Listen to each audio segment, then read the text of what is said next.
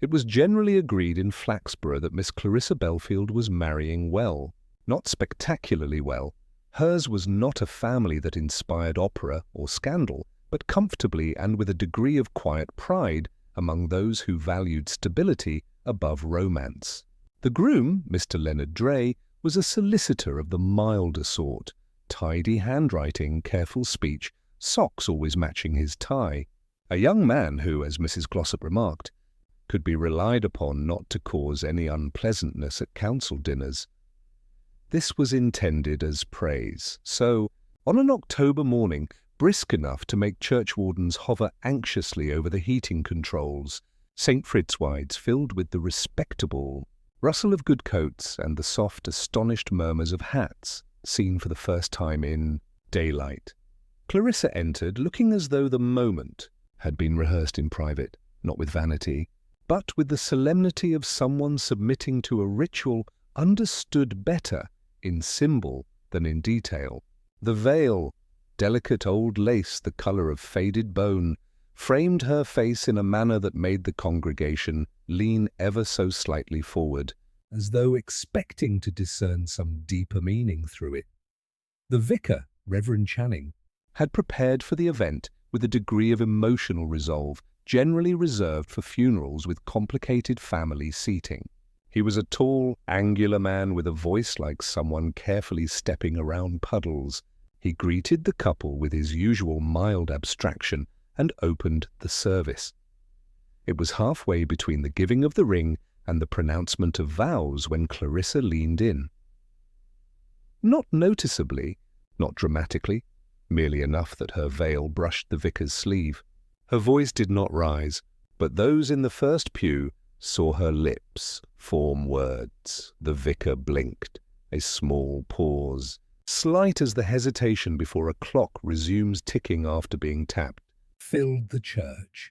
Then he continued, only Purbright, seated 3 rows back among district dignitaries who saw weddings as a civic duty, noticed the vicar's gloved hand press once, briefly, against the lectern, a gesture not of reverence, but of steadiness. The service concluded without further incident. The recessional music swelled, and confetti, thoughtfully biodegradable, fluttered like a modest suggestion of joy. Yet the vicar did not join the receiving line outside. Instead, he retreated through a side door, leaving the curate to mutter something about urgent parish responsibilities. The curate, it was observed, had the look of a man who discovers urgent responsibilities only when pressed. The reception at the Flaxborough Assembly Rooms began in the usual fashion. Sandwiches of hopeful neatness, cakes of aggressive sponge density, and the faded municipal grandeur that suggested the building had once been convinced it would grow into something larger. Conversation, however, shifted quickly to the same point, circling it like birds, deciding whether a field was safe to land in. What did she say to him? Oh, you noticed it too? Well, I didn't, but Mrs. Cavendish did. And she knows these things. Mr. Hopplestone, who possessed a voice calibrated for Market Square announcements, declared that the vicar had visibly paled. Mrs. Glossop, who collected alarming interpretations like others collected jam recipes, pronounced that it was definitely a warning of some sort. The bride and groom, meanwhile, moved among guests with serene composure. Clarissa smiled with a certain careful brightness.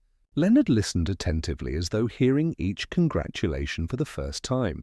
A well-balanced couple, united by the shared understanding that dignity was a virtue seldom afforded by indulgence. Only once did Clarissa's composure waver. A woman, tall, with determined shoulders and a hat of assertive geometry, embraced her a fraction longer than polite society sanctioned. "You've done the right thing, my dear," the woman murmured. Clarissa's smile froze just enough to betray that she had heard the remark rather than accepted it. Inspector Purbright, who had not intended to think about the wedding beyond the cake, made note of this. He did not yet know why, only that weddings rarely provoked whispers without cause, Something quiet and unfinished had passed between bride and vicar at the altar. And in Flaxborough, quiet things had a habit of returning later, carrying consequences no one had asked for. If weddings in Flaxborough were primarily social events, then the hours following weddings were civic exercises in recollection, retelling and gentle embroidery of facts.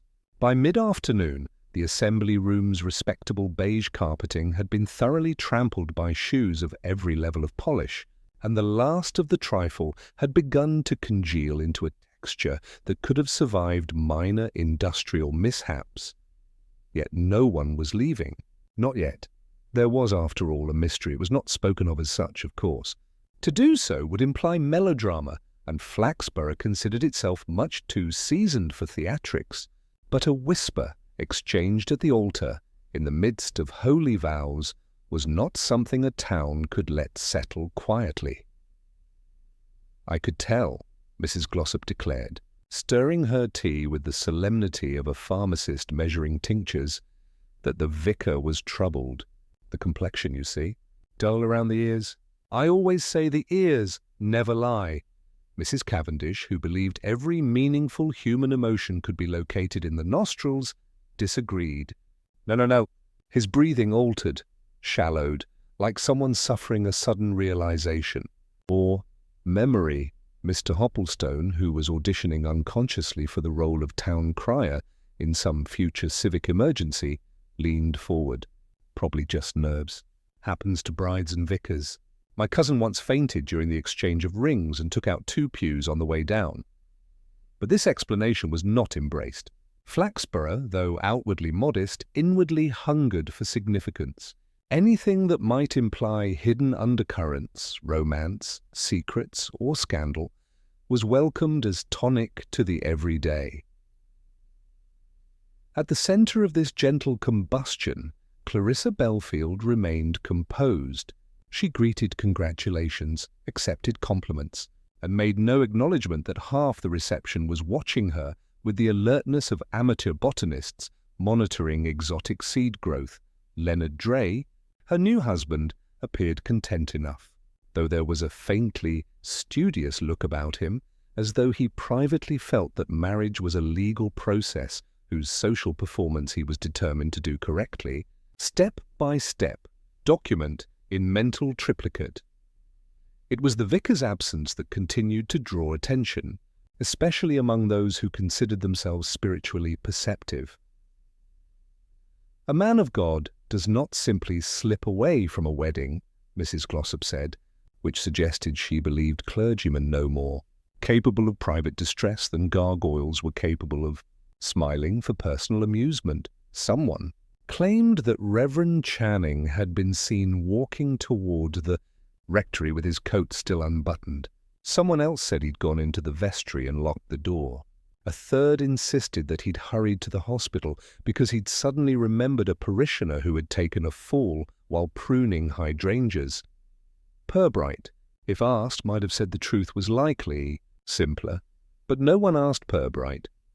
He sat with a modest arrangement of sandwiches, but avoiding those with the faint sheen, indicating mayonnaise of unknown era, and listened without participating.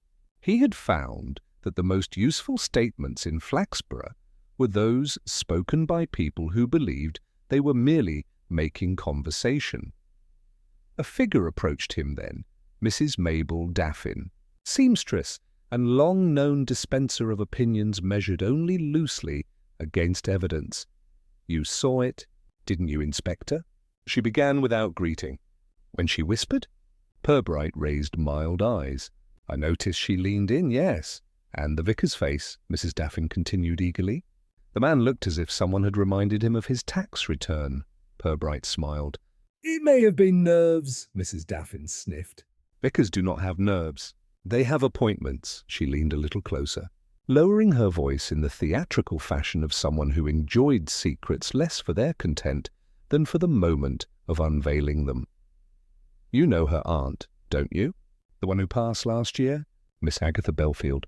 "A very proper woman, respected, but—" There were those who wondered whether her passing was quite as peaceful as the doctor implied. Purbright heard the sentence. The way a watchmaker hears a faint click in a movement, not dramatic, but significant, Miss Agatha Belfield. Yes. He remembered the funeral, polite, neat, not overly emotional, a service that had seemed almost relieved to be concluding. Old age, Purbright said.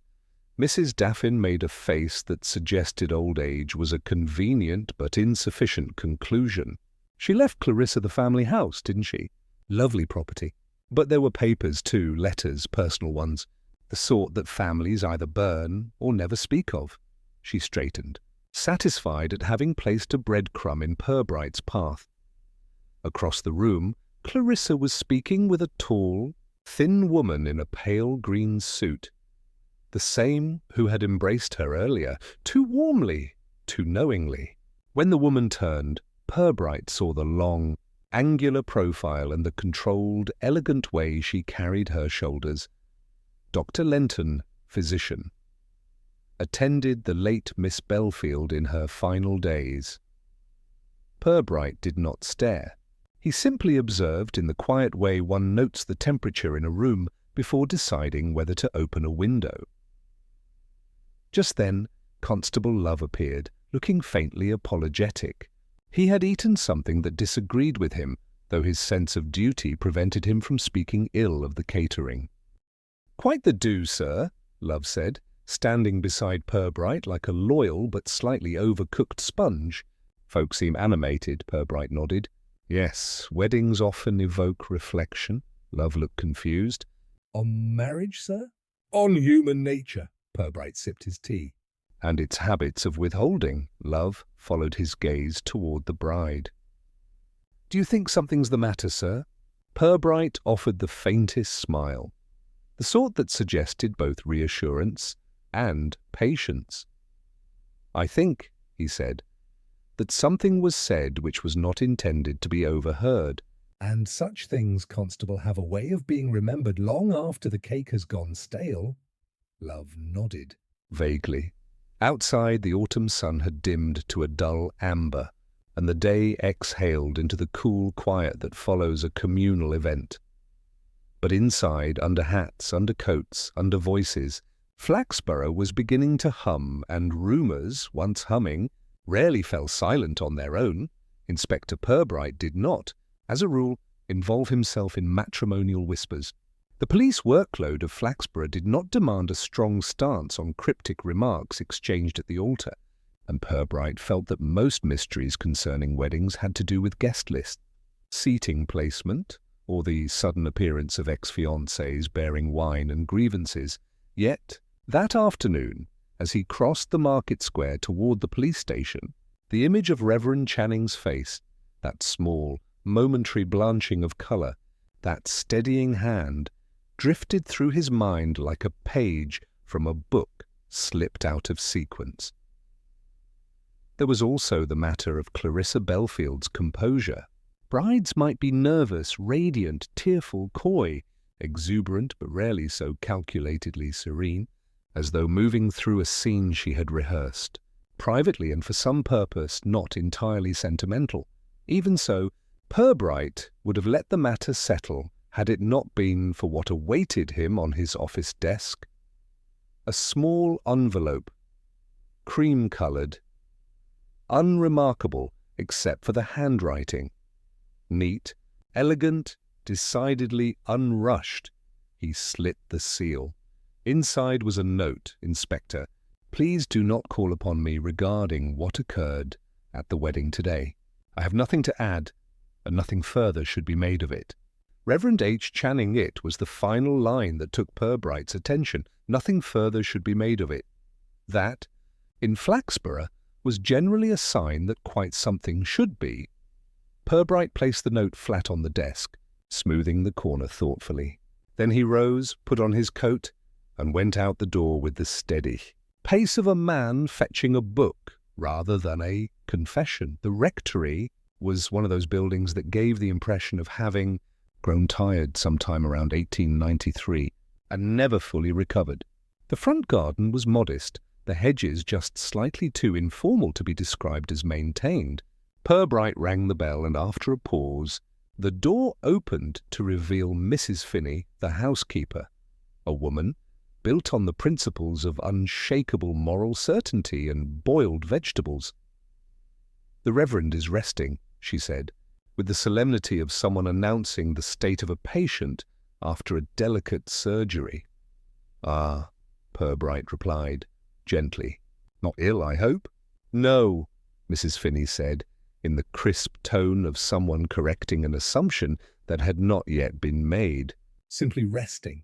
"He has had a trying day." Purbright withheld a smile. "I wonder," he said, "if he might be willing to spare me just a moment." Mrs. Finney considered him in the way one might consider a travelling salesman, a stray dog or the temptations of bingo. Then she stepped back. "I shall see." She disappeared, leaving Purbright in the hallway, where an umbrella stand held more umbrellas than seemed strictly necessary for one clergyman and one housekeeper. A moment later, Reverend Channing appeared, looking not so much tired as drained, like a man who had been holding something fragile and invisible for some time and feared it might still be slipping. "Inspector," he said, managing a smile that was polite but thin. "You received my note?" "I did, yes," Purbright said. "I had only hoped to ask what the bride said to you during the ceremony." Channing closed his eyes briefly. Not dramatically, but as one does when remembering an error in arithmetic. "It was nothing." His voice was gentle, but the words were placed too carefully on their shelf. "I see," Purbright said. "Then may I ask why it troubled you?" Channing's gaze wavered. He looked for a moment not like a man lying, but like a man trying not to tell the truth. "There are histories," he began, then stopped. "Old matters." "Family matters." "The kind that do not benefit from light." Purbright nodded, accepting this as though it were entirely commonplace. Channing exhaled. Not relief, but postponement. "She only asked," the vicar said at last. "Whether I believed in forgiveness." Purbright did not move, but something in the air shifted. "A natural enough question," he murmured. Channing's hands tightened behind his back. "Yes, except she asked it as though it were personal, as though it were owed rather than hoped for." A silence followed, softened by the faint ticking of a hallway clock that had the persistent determination of a runner who never quite wins races but insists on finishing them all the same. Purbright inclined his head. "Thank you, Reverend." It was not an interrogation, just a conversation. But the vicar looked relieved, as though he had survived one. Outside, Constable Love was waiting, stamping his feet lightly against the cold. "Well?" Love asked. "Anything amiss?" Purbright looked at the church spire, pale against the declining afternoon, only that the Reverend is uncomfortable with what was said. Love considered this with all the earnestness of a man trying to understand poetry. "But brides say all sorts of things when nervous, don't they, sir?" "Nervousness," Purbright said, "rarely looks like certainty." Love blinked. Oh, the two men walked back toward the station. The leaves rustled in slow spirals across the pavement, the kind of autumn that made Flaxborough seem older and more secretive than usual. "Do you think we ought to speak to the couple, sir?" Love asked. "Yes," Purbright said mildly. But gently. "Weddings are delicate affairs." People remember tone long after they forget content. And who first? Purbright gave it no more than 3 seconds of consideration. "The bride, when the moment allows," Love nodded, satisfied. But Purbright's thoughts were already elsewhere. On the lace veil, the cut hem, the whispered question of forgiveness, and the way Reverend Channing had stiffened at the word. The pieces were not yet parts of a puzzle. They were simply pieces, but Purbright had always liked puzzles, especially the quiet ones made of whispers instead of evidence. By Monday morning, Flaxborough had settled with relief and satisfaction upon a sensible explanation for the whisper at the wedding. This was not done through investigation, logic, or any direct conversation with the parties involved. It was simply that the town, when left long enough with uncertainty, developed a natural instinct to seal it over like a scab. The explanation was this: it had been nerves, not the vicars. Of course, clergy were expected to maintain a serene, agreeable neutrality even while faced with choir politics, floral disputes, or the occasional congregation member given to ecstasies of hymn-based artistic expression. No, Clarissa's nerves. A bride, overwhelmed by the solemnity of the moment, had whispered something devotional, poetic, or perhaps a private vow of her own invention. This theory pleased the respectable, soothed the uneasy, and allowed shopkeepers to return to discussing butter prices and the possibility of rain. Councillor Tringley, a man whose opinions were always delivered with the comforting resonance of someone who had rehearsed them in the bath, repeated this view loudly in the civic tea room. "My wife was quite clear on it," he told the room. No one had asked. The girl was anxious. All that lace, that many people watching her. Entirely understandable. No mystery at all. Mrs. Glossop, who the previous day had been certain that the vicar was moments from confessing to something dark and Victorian, now nodded in hearty agreement. "Yes, nerves," she said. So touching, really. "I almost cried, you know. Someone might have asked her why she had told 6 people that Clarissa had threatened damnation under her breath, but the moment had passed, and the town was eager to be sensible again." At the police station, Constable Love was copying out a traffic incident report that involved 2 cyclists, a spaniel, and an overturned wicker basket of apples. It was the sort of occurrence that allowed him to feel usefully involved in law enforcement without any of the emotional complexity that came with crimes involving human feelings. "Seems likely it really was nothing." "Sir," Love said hopefully when Purbright came in. "Just wedding tension. My sister fainted on her wedding day. Fell right into a plate of salmon sandwiches. Still married, though." Purbright gave him a kindly look. "Yes." Love. But even fainting does not usually involve asking the vicar about forgiveness. Love's face arranged itself into a polite attempt at thought. "You think it means something?" "Sir, I think," Purbright said, placing his hat on the desk, "that it meant something to her." Love nodded slowly, then returned to drawing an illustrative apple beside the words, "Evidence removed by pedestrian." That afternoon, Purbright visited the Belfield house. It stood just outside the town centre, a handsome, square house of the type that conveys the dignity of having survived several generations of moderate success without ever rising to grandeur. Clarissa answered the door herself. She did not appear troubled to see the inspector, merely thoughtful, like someone receiving a visitor she had already expected. "Inspector Purbright," she said, with gentle formality, "will you come in?" The sitting room was bright and orderly, though not in a way that suggested perfectionism. It suggested care. Someone who had been taught from childhood that homes speak of the people who inhabit them, and should speak well. "I understand you've come about the wedding," Clarissa said, pouring tea with unhurried precision. Purbright inclined his head, only to ensure all is well. "All is well," she said, and it was impossible to tell whether this was reassurance, instruction, or dismissal. He did not contradict her. He simply waited. Clarissa's hands rested lightly on the porcelain cup. "What I said to the vicar was private," she said, with poised clarity. "It was not a threat. It was not an accusation.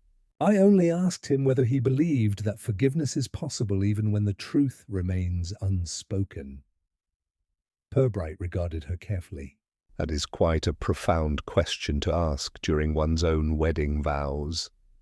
"Yes," she agreed softly. "It is." She did not elaborate. Purbright might have asked more. But human beings rarely reveal truth by pressure. They reveal truth by contrast when allowed space to speak more than they intend, so instead He asked mildly. Your veil was very beautiful. Family piece. A subtle shift, just a fraction, passed across Clarissa's expression. Yes, it belonged to my aunt, I see. And was it always that length? Clarissa's eyes flickered just once to the window. No, she said. I had it altered, Purbright nodded, as though this were extraordinarily ordinary. But Clarissa had already revealed the important part. She had not explained why. On his way back to the station, Purbright encountered Dr. Lenton, the tall woman in green from the reception. She was walking briskly, the autumn wind catching her coat. Inspector, she greeted him. I heard you were calling upon the Belfield house, Purbright smiled. Only routine courtesy. Dr. Lenton's gaze was steady, intelligent. The gaze of someone who had seen people in unguarded states. You'll find no wrongdoing there, she said. It was not defensive, merely preemptive. Clarissa is self-possessed. She has had to be, Purbright nodded. Loss does that? Dr. Lenton's eyes softened. Yes, Agatha's passing was difficult. Purbright waited. Not because of pain, the doctor added quietly, but because of what she felt she had left undone. Something subtle tightened in the air. A shared awareness that a door had just been indicated. Though not opened, Purbright inclined his head in thanks. The doctor moved on. That evening, Flaxborough drew its curtains against the early dark. The town, satisfied with its convenient explanation, slept peacefully. But in the rectory, Reverend Channing sat awake in a chair, hands clasped, staring at nothing in particular. In the Belfield house, Clarissa stood before her mirror, touching the hem of her wedding veil, folded carefully and tucked away slightly too deep in the drawer. And in his office, Inspector Purbright considered gently the first unmistakable shape of a truth that was not quite ready to be named. Flaxborough's Tuesday morning began in the ordinary way, deliveries of bread, opening rattles of shop shutters, and a disagreeable squall of wind that blew someone's market stall awning into a traffic sign. But beneath this pleasant background of village commerce, something less visible was moving, not urgency, not panic, but curiosity stretched taut, waiting for something to feed it. Inspector Purbright, meanwhile, was in no hurry. He sat at his desk with a stack of unrelated paperwork, which he was making polite progress through. But his mind was elsewhere, not on the whisper. Not even on the vicar. No, the detail he could not set aside was the veil. The veil had been old, lovingly so, the sort of lace one does not purchase, but inherits. Yet the hem had been cut recently, and not by a seamstress with pride in her craft. The cut had been uneven, intentionally uneven, not ruined, but shortened carefully, and exactly along one section. A detail like that was a pebble in a shoe, easily ignored if one forced oneself to be stubborn. But Purbright had never seen virtue in such determination, so he made his way to the small dressmaking shop that sat just off Fenwick Street, the one with the window display of haberdashery, items arranged with such intensity of purpose that the thimbles appeared to stand at attention. Mrs. Mabel Daffin, seamstress, looked up from her pincushion when he entered. "I wondered when you'd come," she said, without preamble. Seamstresses are rarely surprised by anything, having handled the physical proofs of human vanity for most of their professional lives. Purbright greeted her with gentle cordiality. "I was hoping you might tell me about the work you did on Clarissa Belfield's veil." "Veil?" Mrs. Daffin repeated, drawing the word out like thread she was measuring. Yes, I remember it. Real lace, that.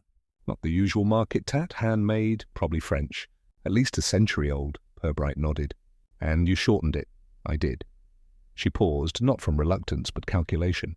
"Clarissa was very specific. In what way?" Mrs. Daffin placed her scissors down carefully, not abruptly, which would have implied drama, but with the slow deliberation of someone respecting the seriousness of the thing she was about to say. She didn't want the whole veil altered, Only the hem. Just the hem. But only along one side. Purbright felt that small, quiet recognition, the sensation of a shape forming. Did she say why? She did not, said Mrs. Daffin, and I didn't ask, but she watched me the entire time. Not hovering, just watching. You know how some people look when they're guarding something that already hurts? Like if they look away for 1 second, it might vanish. Purbright did, and when I was done, Mrs. Daffin added, she took the cut lace home with her. The offcuts? Yes, wrapped it up herself. Wouldn't let me bin the scraps. An inspector, her voice lowered slightly. The lace that was cut away, the stitching there was unusual. Purbright waited. There were letters in the pattern. The shop seemed to become still. Embroidered? Purbright asked. No, woven, like someone deliberately shaped the lace into letter forms. tiny ones you'd barely notice unless you were matching the threads. Do you recall them? Mrs. Daffin hesitated. She looked at the far wall, not as though it held answers, but as though answers, once spoken, could not be taken back. 3 letters, she said. I'm almost sure of them. Yes. M-A-L, the name did not present itself immediately. Purbright smiled faintly. Not because of the letters, but because of the fact of them. A message in a wedding veil was not the sort of thing people invented for excitement. It was the sort of thing left by someone who believed the veil would pass to someone who would need to know. He thanked Mrs. Daffin. And she did not ask why. The vicar was next.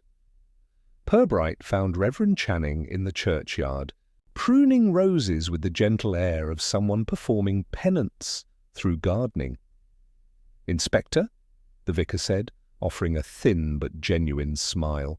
If you've come to ask again, I have nothing new to offer. I haven't, Purbright replied. I only wondered if you knew Miss Belfield's aunt well. The vicar's hands stilled. I visited her toward the end, he said. She was unsettled. Not about dying, she was prepared for that, but about leaving matters unfinished. What matters? The vicar hesitated, as though stepping to the edge of a long drop. She believed that forgiveness must be spoken to be real. And did she speak it? The vicar's eyes held something sharp and almost frightened, though his voice remained calm. No, he said, she did not. The shears closed on a thorned stem. The rose fell. When Purbright returned to the station, Love was waiting. Message from the doctor's office, sir, he said. Dr. Lenton asks if you could call by sometime tomorrow. Says it's in regard to the late Miss Agatha Belfield. Purbright gave a small nod. And also, sir, Love added, producing a folded note, someone left this for you. No name. Purbright unfolded it. Inspector, some truths were buried for peace. Do not unearth them. A friend, no signature. But the handwriting was the same as Clarissa's. Purbright placed the note down, said nothing. Because now, at last, there was not just curiosity, but direction. The veil had spoken. Not accidentally, but deliberately, which meant the bride had come to the altar already knowing something. Not hoping, not fearing, knowing. The next morning, Inspector Purbright visited Dr. Lenton at her practice. On Bell Street, a narrow brick building that stood with the restrained dignity of a physician who had seen too much to bother with brass. Plaques or frosted glass flourishes, Dr. Lenton's consulting room smelled faintly of lavender polish and disinfectant, in the delicate proportion of someone who respected both calm and hygiene. She gestured Purbright toward a seat. "You'll hear about Agatha Belfield," she said, without waiting for confirmation. "Yes," Purbright replied gently. The doctor sat. Her hands were steady, but her expression held the wary restraint of someone who had considered saying nothing for quite some time, and was now calculating how much could be said without violating either law or conscience. Her passing was certified as natural, Dr. Lenton began, and I do not dispute that. She was weak. Her heart was tired. But She paused, choosing a tighter thread of truth. She did not die peacefully. Purbright waited. She was afraid, the doctor continued, not of death itself, but of leaving behind a wrong that had not been answered. You were close to her? No, Dr. Lenton said. She was not a woman who encouraged closeness, but I was present for her final week. And there were moments. She folded her hands, a gesture of quiet memory rather than drama. Once, just before sleep, she said, the truth must rest with Clarissa. Another time, he will go on as though it never happened. Unless someone speaks. Did she name who? No, the doctor said regretfully, but the way she said he, there was familiarity in it. Not hatred, something more. Sorrowing, Purbright nodded. Sorrow is far more dangerous than anger. Anger demands action. Sorrow endures and quietly shapes futures. Thank you, he said. I won't ask you to say more than you believe right. Dr. Lenton's eyes held his for a moment. Calm. Intelligent, not seeking absolution. She left Clarissa not just a house, she added. Almost as an afterthought. She left her letters. Old ones, from many years ago. Clarissa has read them all. So Clarissa had come to the altar fully informed. Not confused. Not impulsive, prepared, from the doctors. Purbright took the long way back, through the market square, where fruit sellers displayed apples with the pride usually reserved for first-born children. On the corner, near the tobacconist, he encountered Tom Ellaby for the first time, tall, good-looking in an untidy way, and with that hesitant manner of someone who had once been familiar with a household, but no longer crossed its threshold. He carried a parcel tied with string, and his eyes, when they met Purbright's, held polite, guarded recognition. Inspector Purbright, Tom said softly. I heard you were making enquiries. Purbright inclined his head. Just small ones. Tom nodded, a gesture that did not acknowledge reassurance, only inevitability. You were close to Miss Clarissa as children, Purbright said. Tom smiled, briefly. It's a small town. Everyone is close to everyone until they aren't. A distance developed? Purbright asked. Yes. Tom did not elaborate. Silence held, not hostile, but waiting. Purbright did not fill it. Tom exhaled, a sound that contained both memory and fatigue. Her aunt didn't approve of me. Why? Tom hesitated. Then, because Clarissa trusted me too much, and Miss Belfield thought trust should be earned through time and conduct, not affection. The doctor had said Clarissa's aunt was not a warm woman. Here was the evidence. And did you remain close? Purbright asked. No, Tom said. Agatha Belfield had a talent for editing people out of her household. My departure was one of her tidier revisions. His tone was not bitter. Just quiet. And you attended the funeral? Purbright said. Yes, Tom said. Then, Clarissa did not cry. This was not criticism. It was recognition. And her new husband? Purbright asked. Mr. Dre, did you know him before the engagement? Tom shook his head. No, they met at a legal luncheon in Lincoln, or so I heard. He's a decent enough man, kind, careful with words. Clarissa always liked people who were careful with words. Tom looked away toward the river, then back at Purbright. Inspector, Clarissa is not someone who would cause a scene at her wedding. His voice lowered. So, if she whispered at the altar, she meant it. Purbright studied him a moment. You don't want to know what she meant, the inspector observed. Tom's expression flickered. No, I do. I always have. I just... Respect that she hasn't told me. It was said with a kind of loyalty that, if not love, was at least something very near it. Purbright nodded and did not ask more. At the station, Constable Love looked up from polishing the incident board. Anything new, sir? Yes, Purbright said simply. Quite a bit. Love waited, patient, trusting, accustomed to receiving clarity in spoon-sized portions. Clarissa Belfield, Purbright said. Removing his coat, is a woman who has known a truth for some time, and she has carried it, carefully, through family illness, through grief, through engagement, and right to the altar steps. Love frowned slightly, brow folding like a tablecloth with a poorly timed crease. And the whisper, sir? Purbright glanced toward the church spire. Visible through the window. She asked the vicar whether forgiveness is real when the One who must forgive is also the one who was harmed. Love nodded slowly, that though comprehension trailed several feet behind, and the veil? Purbright's voice softened. The veil once bore a message. Someone removed it. Clarissa knew what was cut away, and she chose to carry that knowledge with her into marriage rather than leave it buried. Love looked troubled. Do you think the aunt was wronged, sir? I think, Purbright said, that the dead very rarely trouble the living without reason. Flaxborough's streets darkened early that evening. A cold wind skimmed the rooftops. The town lamps flickered on in gentle sequence.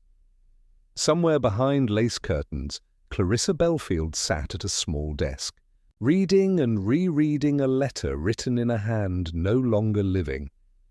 And the vicar, alone in his study, closed his eyes, pressing fingertips to his brow as though remembering a moment he had tried many times not to remember. Purbright, finishing his notes by lamplight, made no conclusions.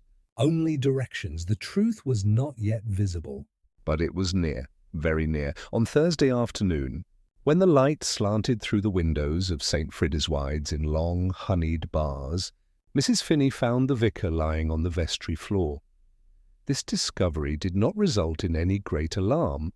Mrs. Finney was a woman for whom alarm was a wasteful indulgence, but it did result in her standing quite still for a moment, hands clasped, considering whether the situation required first aid, spiritual intervention, or simply the opening of a window.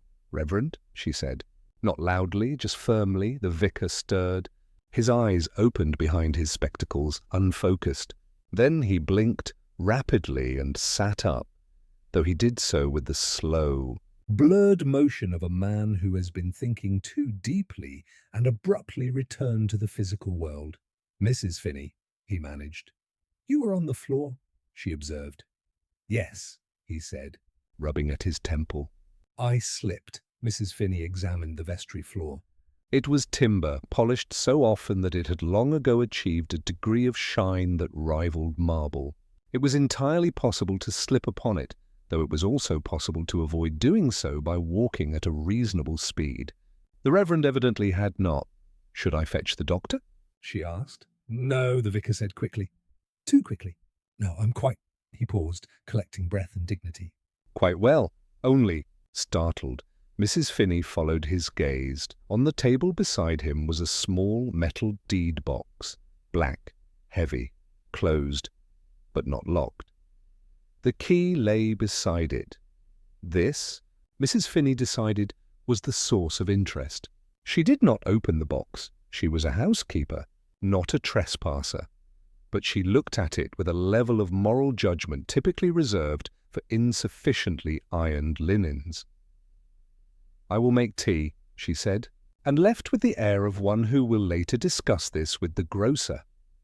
When Purbright arrived a short time later, summoned with the polite urgency of someone trying very hard not to seem urgent, the vicar was upright, pale, and maintaining the sort of composure that suggested effort. Inspector, he said, as though greeting a guest. I am entirely fine, Purbright nodded. As Mrs. Finney described. A slip? Yes, the vicar agreed. Purbright looked down at the deed box. Without touching it, without approaching it, just noticing it. The box was old, Tinaz, older than the vicar's tenure. The sort of thing families use when they believe paper secrets are safer than spoken ones. May I ask, Purbright said mildly, why you were examining that? The vicar hesitated. Then, as though deciding that lies would unravel too quickly, he spoke. It was given into my keeping, he said. Some time ago. By Miss Agatha Belfield. Purbright did not change expression. She asked me to hold it until after Clarissa was married. She was specific on that point. She left no instructions for after. Purbright asked. No, the vicar said softly. But I believe the choice would be self-evident. Purbright looked at him gently. And now you are not so sure. The vicar exhaled, a long, weary breath. I had intended to give it to Clarissa today, he said. But when I opened it to be certain of the contents, He paused as though language were suddenly too blunt a tool. It is not for me to interpret the past. And yet, Purbright said, You tried. The vicar closed his eyes briefly. Yes, Purbright, who understood guilt without needing it explained, observed him in silence for several moments. May I look inside? Purbright asked eventually. The vicar shook his head. This is not a matter of police intervention, Inspector. Purbright did not argue. He simply waited. The vicar looked at the box again. It contains letters, he said, from the time Clarissa's parents died, and a journal. One that should have been destroyed, but was not. Agatha could not bear to burn it. She believed the truth should be preserved, but after a certain moment. I think the wedding was that moment. Purbright understood, not fully, but enough to see the outline of the shadow now reaching forward from the past. Did Clarissa's whisper refer to this? He asked quietly. The vicar looked up sharply, and that was answer enough. Outside, the wind rattled through the churchyard yews. Constable Love, who had been waiting respectfully near the porch, approached as Purbright emerged. All well, sir? Well enough, Purbright said. Love shifted uncertainly. We're not treating this as criminal, are we? Purbright smiled faintly. No, not criminal. Love let out a relieved breath. But, Purbright added, we are treating it as unfinished. Love blinked. Oh, they walked back toward the station, past gravestones leaning at determined angles and ivy climbing the old stone wall like slow handwriting. That evening, word spread, not about the deed box nor the fall, nor even the vicar's pale expression. Instead, people said the vicar looked tired today, worn down, rather unlike himself. Nothing in Flaxborough ever stayed buried in silence. It simply resurfaced in reduced, socially manageable form. Clarissa, upon hearing it, did not flinch. She merely folded her hands in her lap and remained very still, as though waiting for something she had already endured once. The town, having embraced the nervous bride explanation, now found itself uneasy without knowing why. There was no scandal to repeat yet, only the sense of a held breath. Even Leonard Dray noticed something shifting. He observed his wife across the dinner table, her posture straight, her expression thoughtful, her tea untouched. Clarissa? He asked gently. She looked up, her composure unbroken. Leonard smiled. Yes, my dear. Leonard smiled back, reassured. But Purbright, who happened to pass by their window on his walk home, saw the moment. Clarissa's smile had been perfect, correct, pleasing, but her eyes did not move, a woman waiting, not for forgiveness, not for confession, for the moment when truth would no longer remain still. Inspector Purbright had always believed that crime, when it occurred in Flaxborough, was rarely the work of wickedness, but of ordinary human frailty bumped suddenly out of its usual tracks. Flaxborough was not a town of villains. It was a town of habits, and when a habit cracked, something interesting usually slipped through. He sat now at his desk in the soft lamplight, the deed box very much on his mind, though he had not touched it, nor requested custody of it. There are some objects one learns not to reach for too quickly, not because one fears them, but because they are still in motion.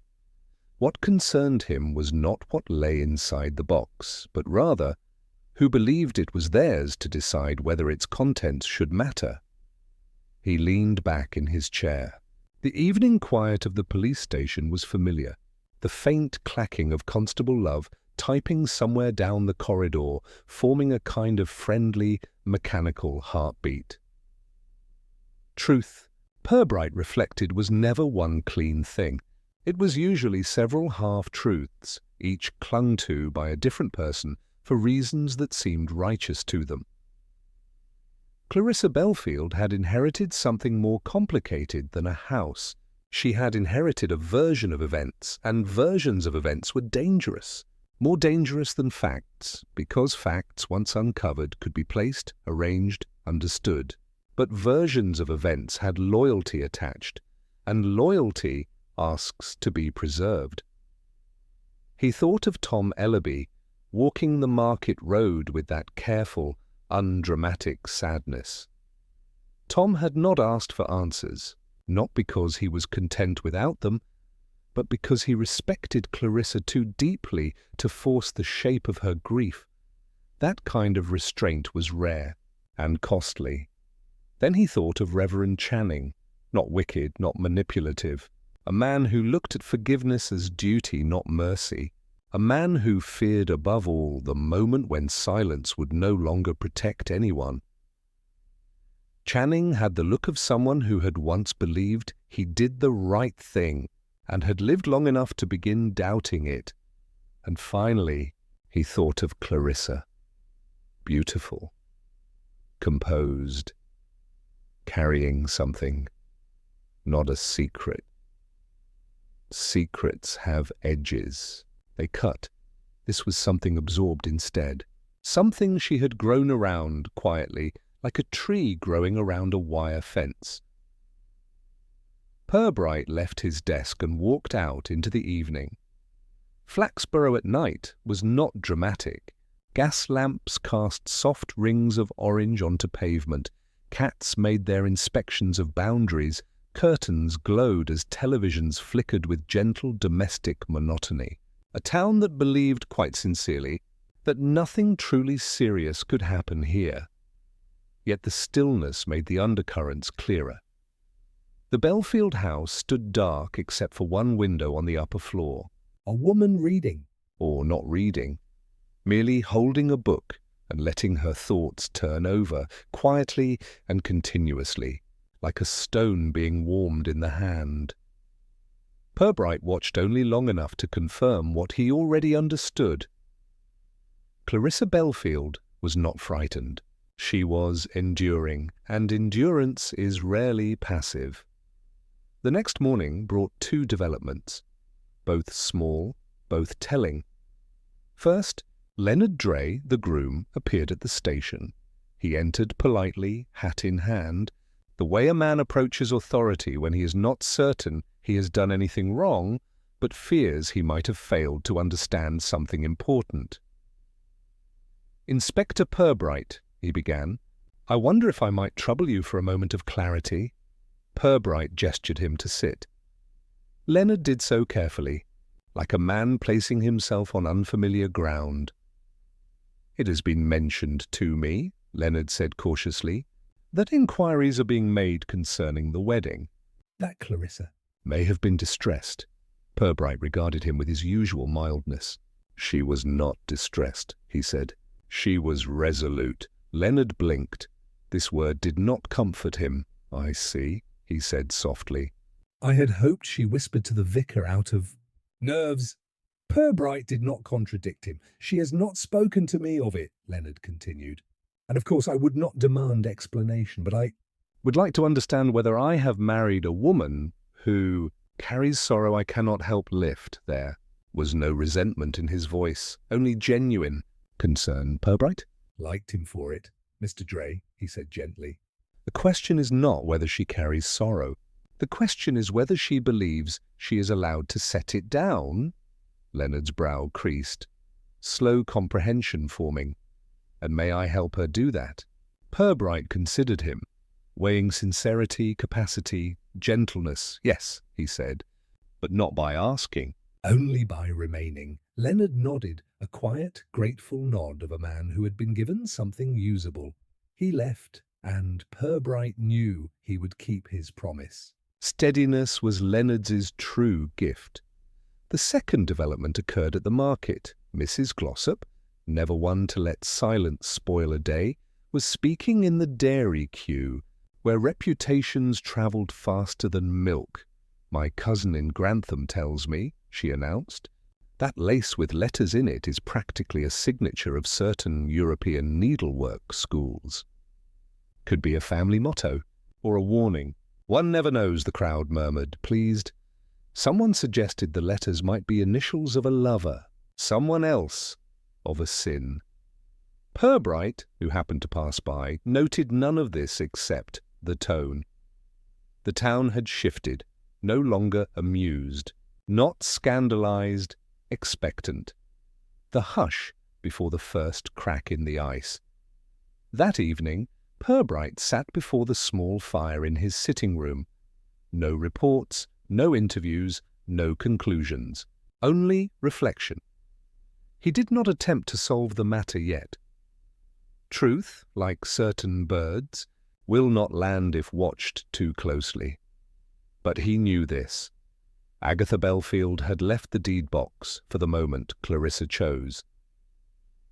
Clarissa had chosen her wedding day, not to reveal, but to signal. The whisper had not been accusation, it had been announcement, not to expose something, but to begin the space in which truth could now be spoken aloud, and he in Agatha's unfinished forgiveness was, he had not yet understood that the time for silence was ending. Saturday arrived with that cool, steady brightness that makes market towns appear more self-assured than they feel. Flaxborough bustled, but cautiously. People sensed something was unfolding, though no one could have said precisely what. Purbright, for his part, moved with unhurried purpose. He had made no summons, issued no formal request, nor spoken of an interview. Instead, he extended polite invitations, the kind impossible to refuse without seeming discourteous. So, at 3 o'clock, 4 individuals arrived at the police station's small public room, a modest parlour with a circular table, comfortable chairs, and a great many framed commendations earned during decades of administrative thoughtfulness rather than heroism. Present were Clarissa Dray, née Belfield, calm, poised, Leonard Dray, concerned but composed, Dr. Martha Lenton, reserved, observant, Tom Ellaby, quiet, solemn. No one appeared surprised to see the others. Surprise in Flaxborough was considered theatrical and therefore in poor taste.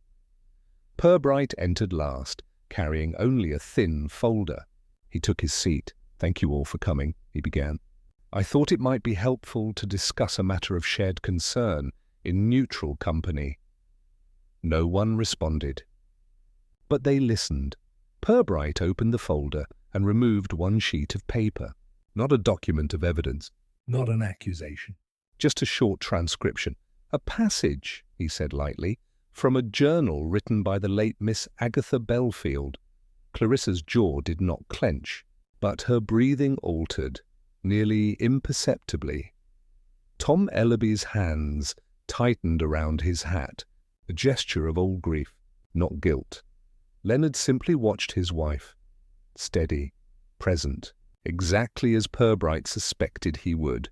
Only Dr. Lenton looked directly at the paper, with no fear and no curiosity, merely patience. Purbright did not read the passage immediately. He placed it gently in the centre of the table, and waited. Silence is an instrument. Purbright played it well. After nearly half a minute, Clarissa spoke, very softly. "You mean to say the journal has been opened?" It was not a question. It was recognition. Purbright nodded once. "By Reverend Channing," momentarily, "in uncertainty rather than interference." Clarissa closed her eyes, and for the first time something of her composure ceased to be shield and became fatigue. Leonard watched her, not alarmed, simply present. Tom Ellaby looked at her hands rather than her face, as though remembering what those hands looked like, holding something fragile. Dr. Lenton spoke first. "Agatha never meant the journal to be destroyed." Only delayed. She said so to me, often. Clarissa's voice was barely audible. Yes. Purbright leaned back, the posture of someone talking about weather patterns. This journal, as I understand it, concerns not scandal, not crime, but responsibility. Tom's breath caught very slightly. Leonard glanced at him then, for the first time truly seeing him, not as a childhood acquaintance of his wife, but as someone woven into the fabric of her history. Purbright, gently. Tom. When Miss Agatha fell ill, did you assist in her care? Tom nodded, slow, reluctant. Yes, I stayed nights sometimes. She preferred familiar company. She trusted me to help with her medicine. Clarissa looked at him now, and her expression was not pain nor reproach. It was understanding. Tom swallowed. I was tired, he said, voice rough. She was asking for sleep. She was so tired herself. I gave her the dose she'd asked for. I thought I measured it right. His voice thinned, but did not break. I didn't. Leonard's eyes widened, not in shock, but in quiet, human comprehension. Clarissa reached out, not to comfort, but to acknowledge that this was the truth she had carried. Purbright let the room breathe. Tom continued more quietly. Dr. Lenton knew. She didn't say so, but she knew, the doctor nodded. Yes. And I knew Miss Belfield would never forgive that mistake. Not because she believed it was malicious, but because she believed duty must be perfect. She valued correctness more than mercy. Clarissa exhaled, a soft, long, almost shivering release. She loved me, Clarissa said, but she loved her principles more.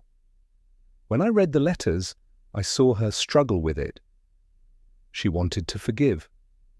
She tried, but she couldn't, and she feared dying with that weight. Purbright placed one hand loosely on the table. And so you asked the vicar a question at the altar? Clarissa nodded. I asked him if forgiveness is real when it is imperfect, when it is attempted but not completed, when it hurt. The room held the quiet of people realizing that what they had carried alone was, at last, shared. Leonard took his wife's hand. There was no hesitation. Tom looked down, shoulders loosening. Not relieved, but no longer bracing. Dr. Lenton closed her eyes briefly, perhaps in gratitude that the truth had finally found light, without violence. Purbright did not declare guilt. There was no guilt, only the end of secrecy. He folded the journal excerpt back into the folder, unread. Miss Agatha asked for this moment, he said simply, not to assign blame, but to end the loneliness of it. Clarissa looked at him, truly looked, and something in her expression softened from endurance into release. No one cried. Flaxborough did not encourage displays, but something shifted, something unlocked. Purbright rose. That is all. Thank you for your time. No one moved to leave immediately. They simply sat together, not as suspects nor as witnesses, but as people who had finally named the thing that had shaped them. The sitting room of the Belfield house had always been a place of gentle restraint. Its furnishings suggested dignity without pomp, polished wood, pale patterned wallpaper, a porcelain clock that ticked with the confidence of a household that never rushed its conclusions. It was here that Inspector Purbright sat on Sunday afternoon at Clarissa's invitation. She had chosen the location carefully, not out of sentiment, but because the room held memory like fabric holds scent. If the truth was to be spoken, it should be spoken in the place where it had first begun. Clarissa sat opposite him. Leonard stood at the mantelpiece, hands resting lightly upon it, his presence steady, neither intruding nor retreating. The fire burned low, Its flame was a quiet one. Outside, the autumn wind traced along the eaves, and gutters, a reminder that time moves whether people are ready for it or not. Purbright did not speak immediately. He waited, not for courage, but for stillness. Clarissa began. "My aunt," she said, her voice soft, "was a woman who believed that goodness lay in correct living. She thought that a person must hold themselves properly in all things, in conduct, in speech, in love. She admired discipline more than tenderness." Purbright nodded, not to encourage further, but to acknowledge understanding. "She loved me," Clarissa continued. "I know that. But love, to her, meant shaping others into what she believed they ought to be. When my parents died, she did not weep. She told me grief should be private, contained. That love, too, must be contained." Her hands were folded very calmly in her lap. When she grew ill, she found herself weakened in ways she had never allowed. She required help. Dependence was humiliating to her. Purbright said gently, "And Tom Ellaby helped her." "Yes," Clarissa said. "He was kind, gentle, patient. He did not love her. He simply cared because he couldn't do otherwise." A faint, almost invisible smile moved her lips. "Tom has always been the sort of person who brings a chair without being asked." Leonard glanced down, absorbing that description. There was no jealousy, only recognition of what kind of affection Clarissa had once known. "But my aunt," Clarissa said slowly, "wanted to die with control. Even death, she believed, must be orderly. She tried to measure her final dose herself. Her hands shook. Tom tried to help her, tried to reduce the amount, to spare her pain. His hand slipped. The morphine measured just slightly too high. Leonard closed his eyes briefly. Tom Ellaby had not killed her intentionally, but he had been present. Dr. Lenton had known. Reverend Channing had known too, Clarissa continued. My aunt realized what had happened. She did not blame him, but she would not forgive him either. She said forgiveness given before it is deserved is sentiment, not virtue. Purbright listened carefully. She began writing, letters, notes, thoughts, some angry, some regretful, some tender in ways she would never have allowed while living. She stitched part of it into the lace of her wedding veil, the original veil she wore when she married my uncle. She paused, except that her marriage was not happy, and she feared I might repeat her life. So she left the message, Purbright said softly, not to condemn, but to warn. Clarissa nodded. She feared I would turn cold as she did, that I would mistake love for correctness, that I would demand perfection of others and myself and end up alone in my principles. She looked toward the window where the afternoon light had begun to pale. When I received her letters, I understood only that she wanted me to choose differently from her. But I did not understand how. Not until Tom told me about the night she died. She drew a quiet breath. I did not blame him. I still do not, but I could not speak of it. Not to Leonard, not to the town, not even to myself, properly. I loved my aunt, and I saw her pain, and I saw Tom's guilt, and I tried to hold them both. But I could not. Her voice thinned. It is a very lonely thing to know something that no one is allowed to say. Purbright leaned forward slightly, not intruding, merely present. So you carried it, he said. Until the altar. Yes. The whisper, he said gently, was not confession. It was release. Clarissa closed her eyes just once. I asked Reverend Channing whether forgiveness is real when love and regret are mixed, whether mercy given too late is still mercy at all, whether knowing the truth obliges you to speak it or simply to understand it. And he answered? Purbright asked. He said, Clarissa murmured, that forgiveness is not something you feel. It is something you choose to live by even when feeling fails. A small tremor moved her throat. And I saw then that I still had a choice?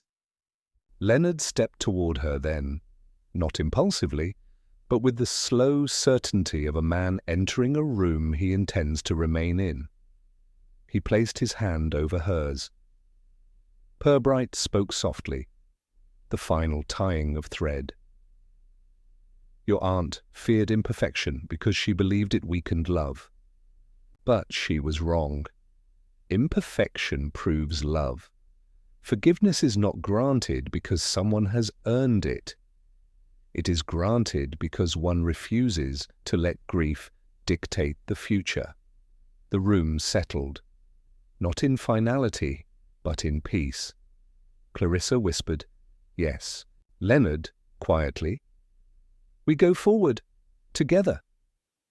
She looked at him fully for the first time since the wedding, and her eyes lived again. Purbright stood. His work, the quiet work, was done.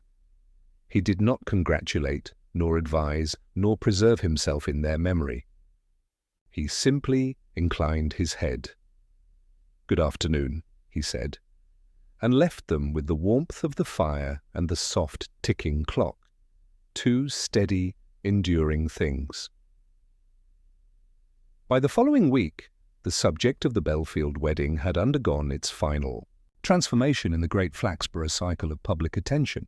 It had shifted from mystery to incident, and from incident to something one vaguely remembered while buttering toast. Not that the town forgot entirely. Towns never forget. They merely grow comfortable with what they know. And comfort in Flaxborough was always preferable to accuracy. The consensus explanation, gently circulated by Mrs. Glossop, approved by the butcher's wife, and therefore considered civic truth, was that the bride had been feeling emotional, poor dear. A touching moment. Very spiritual, really. The vicar, when asked, simply nodded in the solemn, non-committal manner of a clergyman who wishes to encourage reflection without confirming anything. His sermons, for a time, contained more references to forgiveness than usual, though never so pointedly as to invite speculation. As for Clarissa and Leonard Dray, they settled into married life with a calm that surprised no one and quietly reassured everyone. They were seen walking together on late afternoons, sometimes speaking, sometimes not. The kind of still companionship that needs no audience. The Belfield house, once shadowed by its former mistress's severity, now seemed to exhale. Curtains tied back more frequently. Windows open to air that had been barred so long one could almost smell the difference. Neighbours noticed flowers on the sill. That was enough to speak of change. Tom Ellaby was seen less often in the centre of town, more often by the river path where one could walk without being greeted every 10 paces. Yet when he was seen, his posture had altered. Not lighter, no grief never lightens, but unburdened. The kind of relief that comes from no longer needing to brace for memory. Dr. Martha Lenton continued her practice as before, but patients observed, though none mentioned aloud, a new gentleness in her manner, particularly with those who feared prognosis more than illness. Only Reverend Channing was noticeably changed. He remained devoted to his parish, his duties executed with the precision of habit. But there was now a softness around him, not weakness, but acceptance. He no longer seemed to fear that silence might break and spill something irrevocable. When he spoke of grace, the word had weight. He had, after all, lived long enough to learn that forgiveness given late is not forgiveness lost, only forgiveness delayed.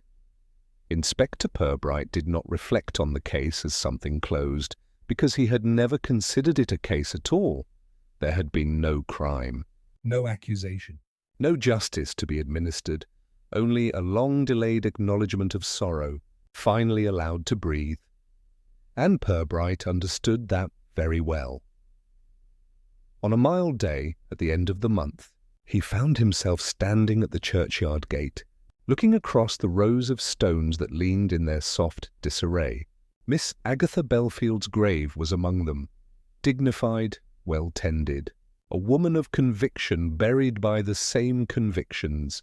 He did not stand long. Some truths do not require contemplation, Only respect. As he turned to leave, Constable Love approached.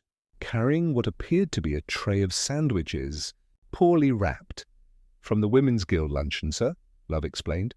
"They insisted we take the leftovers. Something about community partnership and policing." Visibility, Purbright regarded the sandwiches with the expression of a man who had once seen an unlabeled jar of pickles and nearly asked questions he could never take back. "Thank you, Love," he said.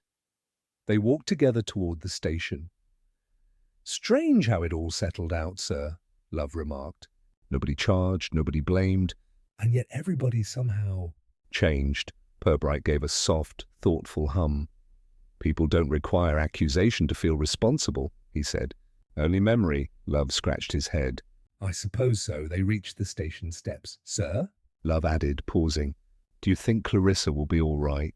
Purbright looked out across Flaxborough, chimneys smoking gently, the river glinting pale where it curved past the mill, a child tapping a hoop along the pavement.